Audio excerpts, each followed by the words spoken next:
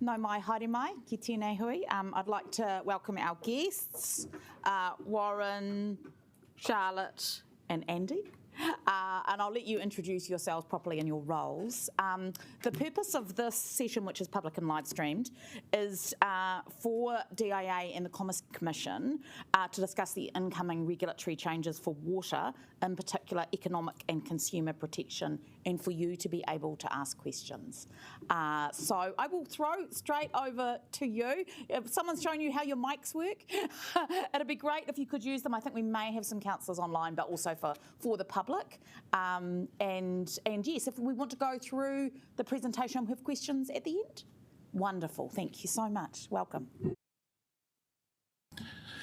So, kia ora koutou, Warren Urusali, Partnership Director at the Department of Internal Affairs. I'll be handing you over very quickly to Charlotte and Andy, who will take you through the session. But just quickly, I'd like to provide a little bit of an update and some context for this session. So in terms of the update, with the current legislation going through the House, we have provided a departmental report this week to the Select Committee, and that is now in their hands.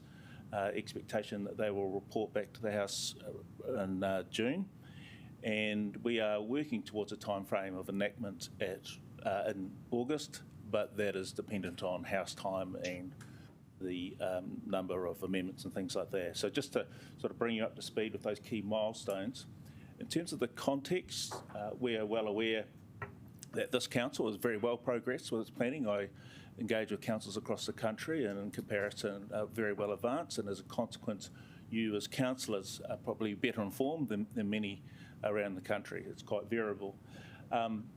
But part of that, we are very eager to ensure that you have the full information and understand the implications of the new regime. So in that context, we have a Commerce Commission here to talk through their responsibilities and how it may play out in the proposed new system. So with that, I will hand over to Andy and Charlotte. Thank you. Kia ora koutou. I'm Andy Burgess. I'm General Manager of the Infrastructure Regulation Branch at the Commerce Commission. And I've got my colleague Charlotte Reid with us. Charlotte is our Water Implementation Director. So we're very pleased to be here and to talk to you. And we're also very happy to have follow-up conversations in due course, because we realise that economic regulation is a bit of a black box to a lot of people, so we're trying to demystify that, but we know it takes more than one presentation to do that. I was going to start by talking about the Commission more generally, but I think as we go through the slides, I think the key things I'd want to emphasise are that I'd encourage everyone to see the relationship with the economic regulator as a long-term relationship. It's something that we find in other sectors. It's not just a short-term thing. And as with any kind of business relationship, it pays for both sides to invest a bit in understanding where each other are coming from. And that helps when there are ups and downs in the relationship over time. So I encourage everyone to see it as a long-term thing. I'd also say that transparency is at the heart of regulation, and we'll talk a bit about what that means. And also, I think Charlotte's going to talk about the different tiers of regulation that are in Bill 3. So there's a basic form of regulation for everyone, but beyond that, we will tailor the form of regulation based on the particular circumstances at the time and the type of entity that we're regulating. But if I start with the Commission generally, hopefully you've heard of us. We are the National Competition Authority, so we look at cartels, we look at misuse of market power, we look at mergers, we are a fair trading enforcer, so that goes it gets into everything from product safety to misleading information for consumers. We currently have a role on consumer credit in trying to make sure that consumers get the right amount of information when they're borrowing money. That role is due to transfer to the Financial Markets Authority sometime soon. And most relevant today, we're an economic regulator. And at the moment we regulate multiple sectors. So The branch that I'm responsible for regulates electricity lines, including Transpower, gas pipelines, the Chorus fibre broadband network, and the smaller providers. The three main New Zealand airports, so Wellington, Christchurch, and Auckland, and now water. But elsewhere in the Commission, we regulate groceries, where we're trying to get bills down by having greater competition and looking at all the different arrangements. We regulate the bank retail payment systems, fuel, which is a heart of which is really transparency. We have kind of niche role on dairy with the Farmgate price paid by Fonterra, and we regulate the telecommunications markets, so the retail and wholesale markets. And we've put up sort of four main outcomes as strategic outcomes as an organisation on this slide. Probably the most relevant for water are stewardship. So we see long-term stewardship as being at the heart of dealing with any kind of essential infrastructure. And then probably the last one, which is essential services. So we recognise with water, probably more than anything else, it is a fundamental part of people's lives now and for the future, and is something that needs to be valued and that consumers will need access to. And our overall objective is to ensure that consumers get value for money and they have a reliable service. So those things are at the heart of what we do. And if you and then this slide is just basically trying to say that we recognise we are not alone in the water regulatory system. There are a lot of other bodies involved, particularly Taumata Arowai, who I'll talk about in a second, but we do need to engage with a wide variety of different bodies. So with Taumata Arowai, the Water Services Authority, I think have recognised from the outset, before we were even formally an economic regulator, that we needed a really good relationship with the water services regulator, because what you don't want is different regulators giving different conflicting messages to the people responsible for water. And we have an excellent relationship with them. Our chief exec was on the establishment board of Taumata Arowai. We meet regularly with them. We've had secondments between the two organisations, and we need all of that to continue. And we are doing some work at the moment to make sure we're joined up on the requirements that we put on to different entities, to make sure we're not asking for the same thing in slightly different forms and just adding cost and confusion for everyone. We also, as part of the reforms, have developed a close working relationship with the Department of Internal Affairs, and we have an existing relationship with the Office of the Auditor General, who audit a lot of the electricity businesses. So we recognise those are key relationships for us. And then before I hand over to Charlotte, I just wanted to talk a bit about, I guess, governance and regulatory expectations. So as an independent economic regulator, we wouldn't dictate the form of governance that a water entity had, but there are certain things that we would really expect to see and that I thought it was useful for us to emphasise. So in whatever governance or organisational structure that exists for managing water infrastructure, we'd expect long-term stewardship, kaitiakitanga, to be fundamentally part of the makeup of the organisation, and linked to that a real focus on asset management. So everything from understanding more and more about the location of the infrastructure, the condition of the infrastructure, and then moving on to having a long-term strategy about the optimal time to maintain or repair or enhance the infrastructure, so that the right amount of money is spent at the right time and consumers get value for money, and there's an efficient approach to managing the assets. And I think where this fits with governance is that there was an Infrastructure Commission report from the last year or so, which basically said that if you've got an infrastructure company, then someone with knowledge of asset management and responsibility for asset management should be around the executive table, because if you don't have that, then asset management wouldn't have the right prominence. The third thing I wanted to emphasise is just a statement of the obvious, really, but investment. So the right level of investment has to go into the infrastructure, and again, there needs to be a longer-term perspective.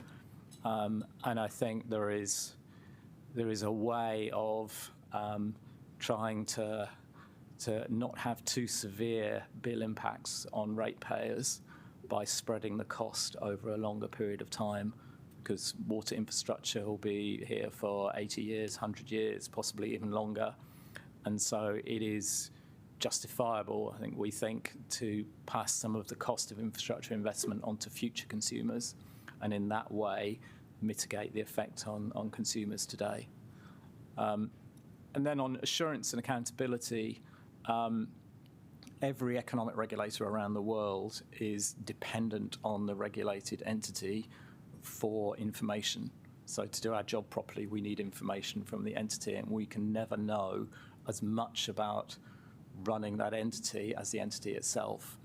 So we're quite hot on getting the right quality of information from the entity, which we know is a challenge for New Zealand at the moment in terms of water, but is something that we will focus on. And we are likely to ask for director level sign-off on the quality of information coming to the regulator. And you might have seen yesterday we announced some action against Alpine Energy because they had got information wrong over several years, and so we forced them to pay consumers back, and they put $1.5 million into a fund that can help those in hardship and deal with other issues at a local level.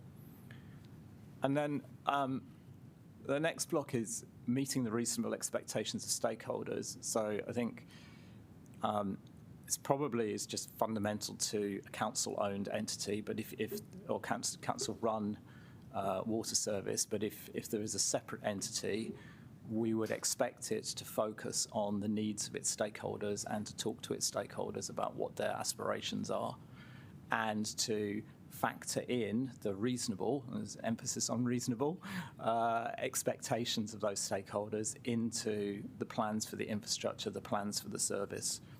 It goes kind of hand in hand with the fact that consumers don't have a choice about who provides their water, and so there needs to be the right level of engagement so that you can get the right plans for the business, the right asset management approaches, the right stewardship in the longer term.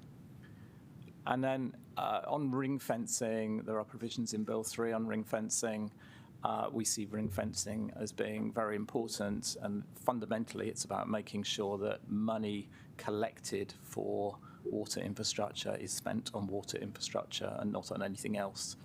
And so we will be monitoring that closely to make sure that the right level of investment goes into water infrastructure. And then finally, on information flows, and going back to the point about a long-term relationship with the regulator, we'd expect to have the right flow of information from whoever's responsible for the service to the regulator. And generally, if something is going wrong or likely to go wrong, it's much better if people tell us about it early. And particularly if they've got a plan to fix it, we're likely to be more lenient than if something's been covered up for several years and then we discover it. But I think also within an entity, particularly if a separate CCO is being set up, having the right information flows from the people who are doing the work on the ground to the executive team, which is making the decisions, so that there's no disconnect, and also it helps the executive team tell wider stakeholders and us whether there's a problem or whether things are running according to plan.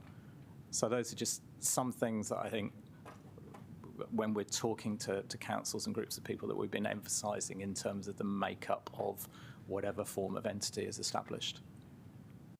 So with that, I'm going to hand over to Charlotte, who's going to run through essentially information and transparency and some of the other regulatory tools that we're likely to have.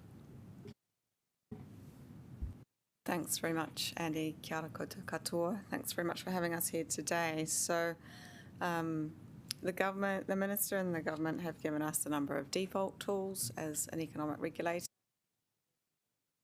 information disclosure, also called Sunshine Regulation, where our role is to shine a light on information that we think is important to consumers to help them understand whether organisations are delivering the services that they should expect. So that's our first focus for the new regime. We will be looking at putting in place initial information disclosure requirements around 6 months after Bill 3 passes, shortly after Bill 3 passes, we'll be consulting on a draft determination, so a draft version of those information disclosure requirements. The sorts of things that we will set in those disclosure requirements are yet to be finalised. We've had some great input on our initial discussion document, including from Wellington City Council, so thanks to those of your team who provided that.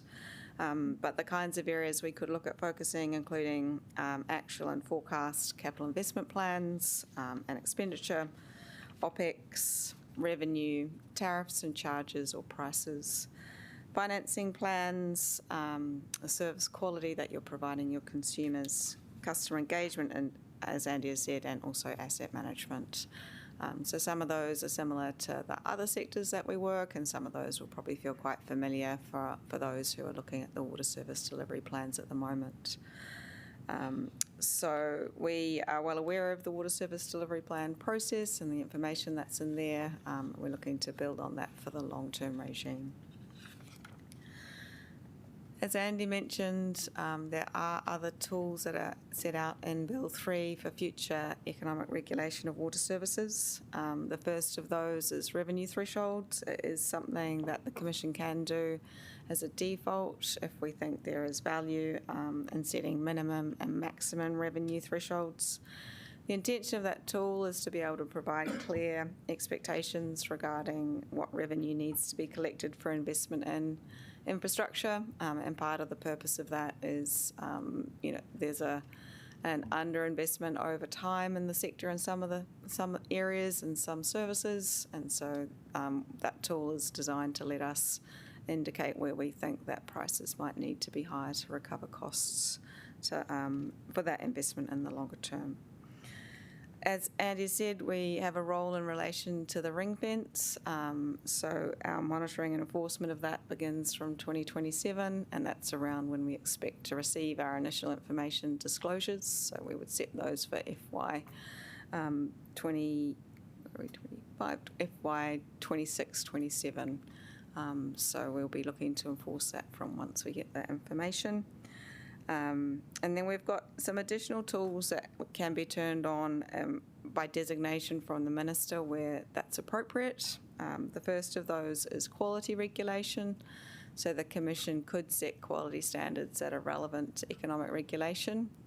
Andy showed the relatively crowded landscape for water regulation, so we're very well aware of the quality standards set by Te Mara Arawai and also by the regional councils. The kinds of quality standards in water that I've seen an economic regulator set in other jurisdictions relate to more customer-orientated outcomes. So, for example, a minimum pressure requirement at the boundary of a customer's property, or an appropriate sort of constructed measure of outages and response times to outages. So just trying to signal there that we don't expect to set quality standards where others already do, where if we see that there are quality standards that we think would add benefit, then we can request a designation of that tool to be turned on and we can set those. The other tool we have is performance requirements. That's a hugely flexible tool and has been included in this version of the Commerce Act to reflect the fact that some forms of water entity will be not-for-profit. Others obviously may be able to pay dividends, but some others will choose not to, or be within councils, which are very much a consumer-oriented organisation. So those performance tools are hugely flexible. We could require an organisation to use a particular asset management technique or a particular risk management technique. We could require them to ring-fence investment for a particular scheme. So if we see that something's really struggling to be funded, we could require ring-fencing within the ring-fence. Personally, I like to think of those tools as quite supportive. So where there's a particular need, that tool can be tailored to support an organisation to improve. And if you look at the charter for Watercare in Auckland, some of the performance-like tools are in there. So a delivery improvement plan, for example, is something that Watercare is required to provide as part of that transitional regulatory regime. And then there's price quality regulation. That is something that you do see us do in other sectors for some of the organisations that we regulate, but not for all of them by any stretch of the imagination. And that's where the Commission can set minimum or maximum prices that can be charged in relation to expected expenditure in other areas. So at the moment, under Bill 3, the only organisation that defaults to that price quality approach is Watercare when they come off the charter. Again, those tools and the decisions around those tools sit in our future, but we would see those being tailored around risks that we see and obviously harms to consumers. So which tools could be needed to protect consumers from harm. So I thought it would be useful also to set out our timelines at a high level. This is from the Department of Internal Affairs website, so if you're finding it small to read, then that information is available there. Obviously, the interim regime for Watercare is in place. The charter came into force on the 1st of April, and the Commission has a monitoring role for that. Within the wider information disclosure realm, there's foundational information disclosure, which was enabled under the Water Services Preliminary Arrangements Act. And as I imagine you're aware, the Minister is likely to designate Wellington Water as subject to that, and our team has started to meet with Wellington Water to set what we expect to be quite targeted and focused disclosure requirements in relation to that initial disclosure. I've spoken briefly to our timelines on long-term or enduring information disclosure with a draft consultation document due out shortly after Bill 3, those requirements in place 6 months after, and expecting first full year disclosures from for the 26-27 financial year. And then the other tools have probably require some information for us to use, so certainly wouldn't be turned on until the water service delivery plans are provided and analysed, and or until we receive additional information. And with that, Andy and I would be very happy to answer any questions that you have about our regime. Wonderful, thank you. I'll start with one, and I guess it's just that sense of looking at the slides. I've got you, Councillor. That, you know, I think we probably have the sense that regulation has to do a lot of heavy lifting in this area. And, you know, assuming that a new entity is established, it's not hugely dissimilar to Wellington Water, where there are significant concerns, I would probably say, about every kind of piece in that governance slide. And so I guess my question is about the transition and what additional support or work will need to be done over a short period of time, and and the resources that exist for you to be able to do that. Are you speaking about how we would respond in a transitional period to information you need to set up, or your? I guess I'm talking about that there's so many concerns about the kind of the performance across the range of those issues, and it's been, but we've had kind of relatively light regulation prior to this, so to kind of gear up. Is that? So I think there's kind of two dimensions to what you're talking about. One is Wellington Water gearing up to respond to a regulatory space. And the other is potentially what is the Commission thinking in terms of this foundational period of time and transitional period of time? Those are the two questions? Yes, thank you. Great. So when I mentioned that we think and no decisions have yet been made, and I think given that this is a public broadcast, that's a really important thing to say, that the Minister has not yet designated Wellington Water and we have not yet made decisions. But our initial recommendations were that this disclosure is targeted. We're really aware that there's a water service delivery plan, which will be an information disclosure in its own right. We're also aware that Wellington Water has an existing program of work that they're working to for improvement. And then one of the things we're doing is looking at how to leverage that to provide information to consumers that is useful, but tries to minimise the additional regulatory burden on an organisation through that transitional period, so that striking that balance is something we're looking to do in the short term, but also in the longer term with the regime. And then on the transitional side, we have had a number of interested parties talking to us about how customers will be able to understand what's happening between this point in time and the end of 2027. And as we look to first the foundational information disclosure requirements for Wellington Water and to that longer term regime, we're giving some thought as to whether some limited but more regular reporting might meet consumer expectations over that period of time. Does that answer your question? Yeah, that's useful, thank you. Thank you. I'll go to some other councillors who might want some of these things fleshed out. Councillor Rogers. Yeah, my first question was just kind of around the slide that Andy went through, and it was around the governance expectations. And I understand that, the Commission is taking a view on what it expects from governors and to some extent the chief executives. To what extent would you be, I guess, following up those expectations with enforcement measures? Because it seemed the tools that you had available to you did not include sort of, changing directorship, so that retains with the shareholders, and you would just use other disclosure tools to kind of bring it to light. Yeah, so we wouldn't, I guess one kind of fundamental principle is that we would not try to run the entity for anyone else, and we wouldn't try and intervene too much in how that entity is set up. It'd be more about the performance of the entity, and if the performance of the entity was suffering because there was inadequate focus on asset management, we would call that out.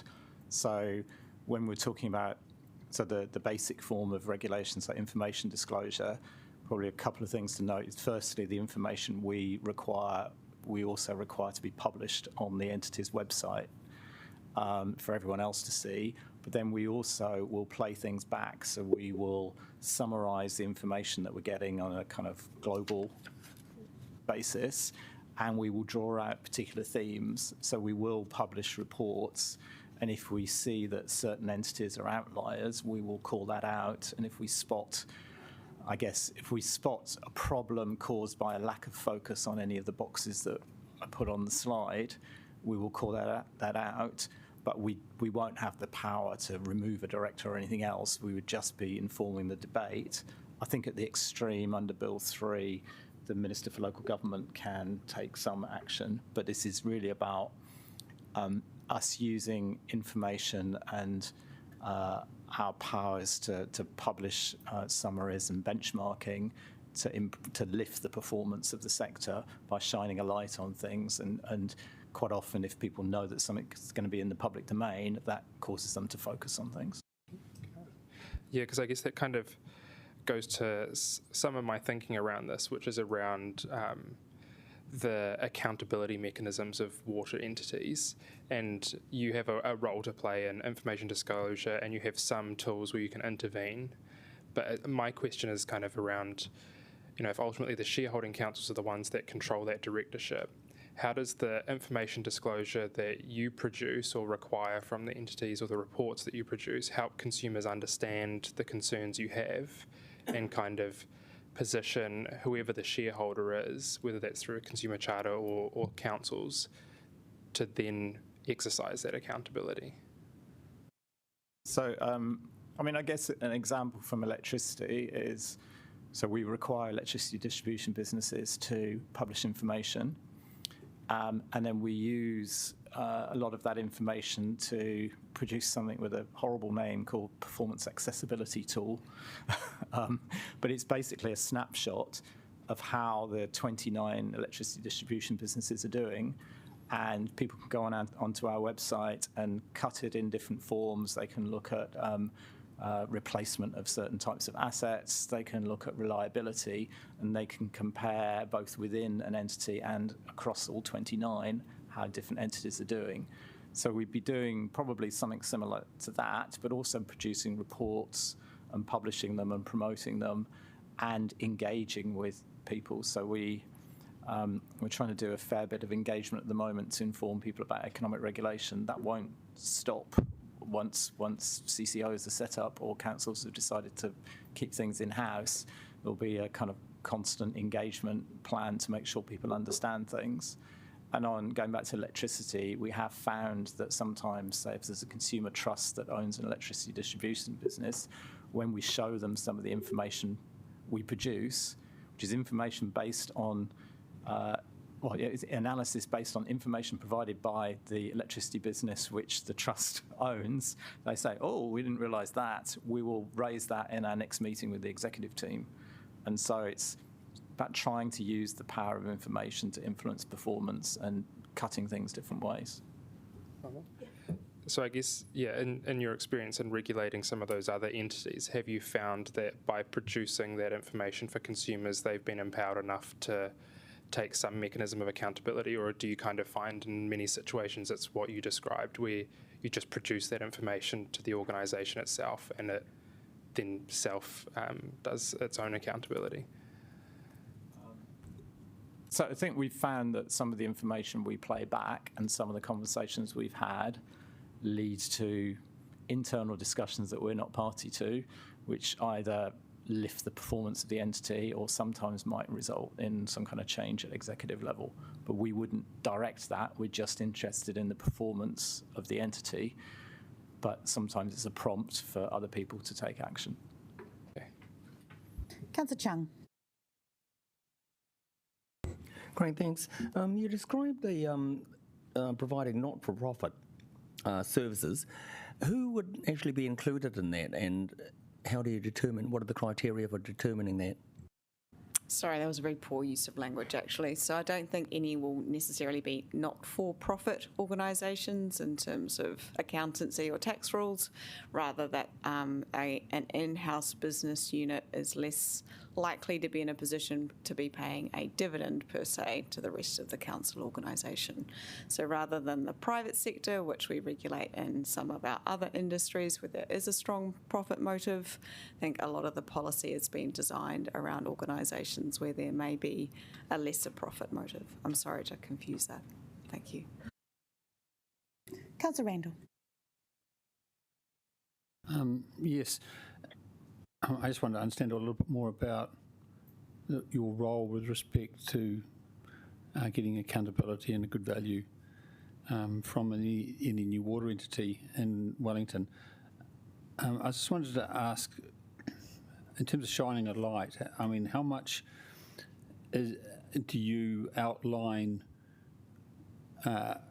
specific targeted areas such as value for money, or whether or not, for example, there are cross subsidies between some groups of consumers versus another, versus more auditing what the entity's own objectives are and just providing a reflection on that, because different entities might have different priorities because of different needs. I think I probably need to unpack that a bit. So I think in terms of different people's needs, we would want to see evidence that the entities are consulting their stakeholders, consulting the bill payers, consulting businesses, other people in their area, and that consultation is informing their plans as a way of assuring ourselves that the entity is meeting the needs of the people that they're there to represent. And we would expect to see evidence of, particularly over time, evidence of good asset management feeding into making decisions on how much is invested and where and when. So we'd be looking more at how the entity is approaching things and whether it looks like the right level of investment is happening as a way of gauging value for money, rather than trying to come up with a metric that somehow works across however many entities there are going to be. So we'd be looking at the the overall picture. And I can't remember the other part of your question. I think there was another part. Well, I mean, part of it's, I guess, are you? I just wanted to get an understanding, because one of the things that you alluded to was perhaps providing some comparative information across the entities, which looks to be very useful. Certainly, it would have been useful in Wellington Water's case, because essentially the critical reports of Wellington Water were simply that, saying compared to other entities, you're paying a lot more for doing what seems to be very similar work, and providing that on an ongoing basis. But that implies you're looking at really some common elements that are core to that service, and part of your role is to reflect how well each entity is doing comparatively. And I think that's a very effective part of the role, but it implies there's a common standard that you're going to measure people against. So we will, certainly as part of the basic form of requirements that we put in place fairly soon after Bill 3 passes, we want some common metrics as far as we can get them. And so we will use those to compare performance, but we will also use other information that we get to maybe just ask some probing questions. So we might say, you appear to be a bit of an outlier in this area, can we have a conversation about it? And it might be that the amount of reclaimed land in Wellington and the structure of the roads means that the cost of replacing a pipe is higher than elsewhere in the country where you don't have reclaimed land. But we would use the information we've got to probe that, to see whether we think there's a problem that we should get into further. And then I think it also goes back to the kind of tiers of regulation, in that the more that we spot issues or potential issues, the more likely it is that we would want to recommend to the Minister that we switch on some of the other regulatory tiers, so that we have a few more demanding requirements to address particular problem areas. Okay, one more. So, one of the big one of the purposes of the new entity is to get real consistent focus on doing the core stuff well. Someone once said about people who go off track is the main thing is that the main thing is kept to being the main thing, which is good renewed water infrastructure. There's a concern that the deficiency will mean that the new entity will immediately have to start increasing the water charges to cover what is the real cost of renewals. And so that's a real concern, and I was wondering as a regulator, what your approach is if the water entity comes along and says, okay, everyone's going to pay $1,500 a year more on upfront from from day one or month 10 or something. Is there an approach that you're looking at applying which says we are going to accept charge increases at this rate to give some predictability around it, or is that more for a decision of the entity and you're going to reflect what that means? So I think it depends on the form of regulation that we've got, really. If we're at the heavier end of regulation, so price quality paths, we would be reviewing the plans of the entity, assessing how much money was needed for investment, and putting a maximum limit on how much money could be recovered in a 5-year period, say. And we would also be looking closely at whether the cost is spread over a long enough period to mitigate the effect on today's consumers. If we're at the softer end, I think our focus would start with, is the right level of investment happening? And then if to fund the right level of investment, the bill impact is horrible, then we would be questioning how the entity was proposing to address that. But we wouldn't approve that. We wouldn't approve the end price to a ratepayer or bill payer.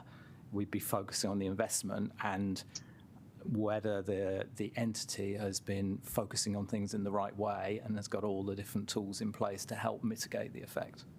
Okay, just clarifying that. So when the entity sets the new charge, do they need your approval? Sorry. No, they don't. Okay, but you can step in if they set a charge which may seem excessive. So we If we spot, I mean, you could get the opposite. You could see that the charge is so low that we're not confident the right level of investment is happening. So you And could step in into we would comment on that. Yeah. If the charge is really high, we would probably ask why it was high, but we don't approve it. The other area that we could get into is setting some principles for how charging should work. So should it be based on usage, that kind of thing? We could get into that space. It's not part of the day one package, but it is a space that we could get into in future, particularly if we spot there are problems generally. Okay, so can I just go on the list again? Yes. If I may, just from Chair, Councillor, also just to remind you that the shareholders will issue a statement of expectation to the board, and then the board will prepare a water services strategy. And so under the current draft legislation, that strategy could come back to the owners to approve. And so as owners, whether you're singular or plural owners, you would have visibility of the charges that are proposed in order to meet the statement of expectations, and it will also factor in what's being discussed around maximum and minimums as well. So just to remind you, you will have visibility of that, so it's not the organisation will set off and do their own thing. Yeah. Yes, I just want to understand where these people on the side are going to spotlight how active or passive and how much they're going to apply national, I'll say, guidelines. Councillor. Yeah. So I just want to check that anybody who hasn't asked a question yet. Okay, I'll go back into the list then to Councillor Rogers. Yeah, coming back to, I guess, this discussion around consumers, you talked that you would expect, in order to meet the reasonable expectations of stakeholders, there would be some form of consultation with them. I'm just wondering, does the Commission have a view in terms of how extensive that consultation would be, what they consider to be, an extensive enough amount of consultation? Is that just with, the two largest consumers in an area, or is that with a wide-ranging group? Would you see, I guess, consumer stakeholder groups playing a role in that as well? So I think the first sort of step down our pathway in that kind of consumer experience or consumer engagement process will be to ask people what they're doing and to consider that across the country. We're hoping that consumer groups will have a role. We think, especially in the position that we're sitting in, understanding those views from groups of consumers can be quite empowering compared to individual consumers. There is a consumer protection component to the regime, which is different to many of our other economic regulatory spaces. And so when we're looking at building our information disclosure, and this is a place that Wellington City Council particularly focused its submission to us on, we will be looking at how consumers are protected within that as well. And I think we'll also be looking to, some of the responses to our discussion document have pointed to good practice when it comes to engagement as well, because I know that there are standard practices out there that we could choose to refer to. So I sort of see that as a bit of a tiered process when we're asking for that information. And, councils often already do this really well. Hopefully those practices get reflected in those council-controlled organisations where they're set up. And around there was some discussion in terms of, I guess, the different steps of regulation, and one of the things I'm interested in is ring fencing. And I guess regardless of what entity is set up, sort of what the Commission's view is in terms of an applicable or an appropriate amount of cross-subsidisation from perhaps one geographical group of consumers to another, or even between different types of consumers, whether it's cross-subsidisation between commercial and residential users. So the ring fencing principle applies to the water and wastewater services. It's not in itself about how the pricing of those services or the costs of those services get shared between consumers. Andy mentioned that in time we could set pricing principles, and that could look to highlight or potentially set good practice guidance around some of those sorts of things. It's not the Commission's starting point, and I know that a lot of communities have had dialogue with their large consumers via their councils, and so I expect to see quite a few different pricing practices across the country. And I guess, yeah, you mentioned for two of the waters there, so stormwater was missed out. What do the information disclosures look like for stormwater? That's a really good question. So the other thing that probably should be on that list of tools is that the Commission will first regulate water and wastewater services only, and then that's another service that can be designated as subject to economic regulation if there's a need. Yeah, one little one. What little? So just, I mean, I guess on that, does the Commission expect that charges for those two waters are ring-fenced from stormwater, or do you see that an entity could move its investment between its three waters, given that you're not regulating stormwater? I think that's one of the places that we've been having discussion with the policy agencies as Bill 3's been developed. So I think once Bill 3 lands, we'll get a bit more clarity on that. Thank you. Councillor Chung. Great, thank you. This sort of follows on from Councillor Randall's question. You're talking about the charges being, you're of more interest that the charges are too low than the charges are too high. So do you actually have a range that you're actually considering at the moment, or you think that what it would be? So I think what I was trying to say before is we're primarily interested in whether the right level of investment is happening. The end user charges are primarily for the entity or the council to decide. It's just if we spot sort of signs of something, we might ask further questions. So if we spotted that charges are particularly low in one area, we do this with electricity businesses, we will just want to assure ourselves that the right level of investment is happening and that the charges aren't a symptom of underinvestment. If charges are really high, we might just challenge whether depreciation is happening over the right period. So, if you're just depreciating the investment over 10 years, that will mean that bills are a lot higher than if you're doing it over 60 or 80. And so it's really, we wouldn't regulate the end user price, but the end user price might just prompt us to ask some questions about what's going on. Yeah. Councillor Randall. Yes. One of the options that Wellington City Council has offered to the public is a go-it-alone option for setting up an entity just for Wellington City. I just wanted to ask, such an option would probably rely on purchasing bulk water in particular, but also perhaps sharing wastewater services with the other entity that will be in the Wellington region, the regional entity. And I was wondering whether that interaction between entities would be also subject to your oversight and regulation. In other words,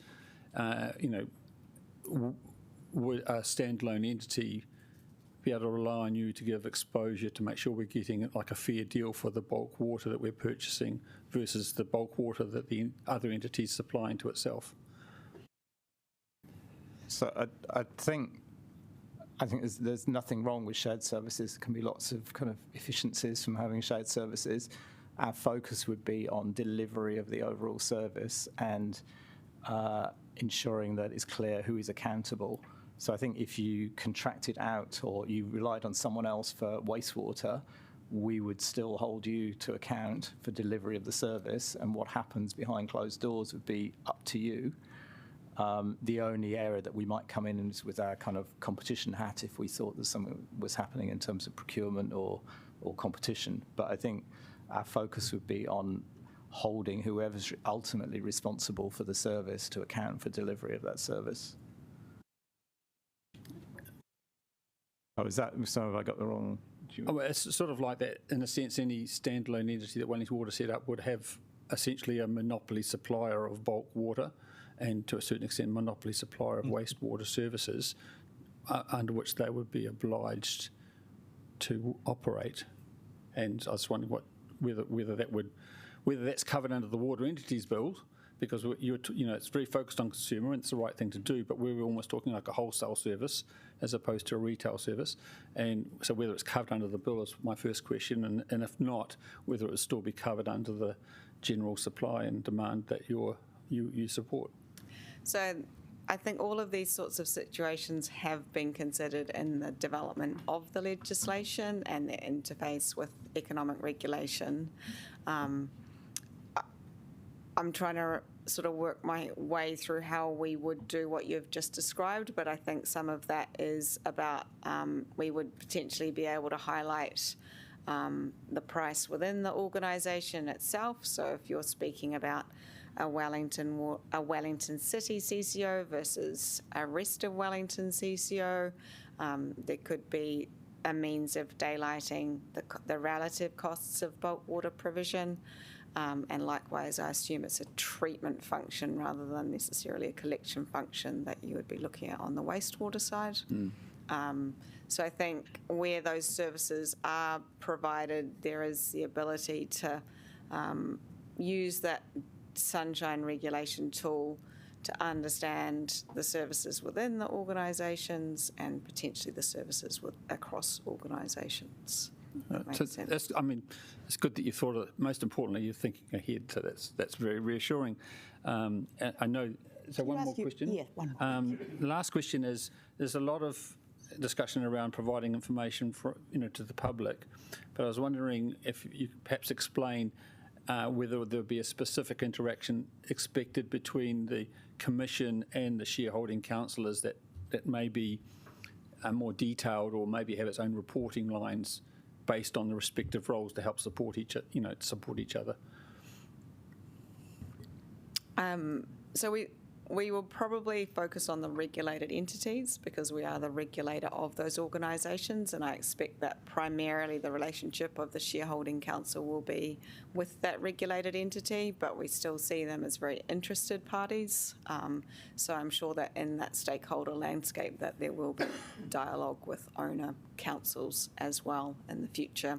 I find that already in the Auckland situation, if that makes sense. Thank you, Chair. Thank you. That's the end of the session. I'd like to thank you, Charlotte, Andy and Warren, and appreciate the comment that you opened with, that this is sort of an opening, ongoing conversation and relationship. So thank you so much, and we look forward to that ongoing. Thank you.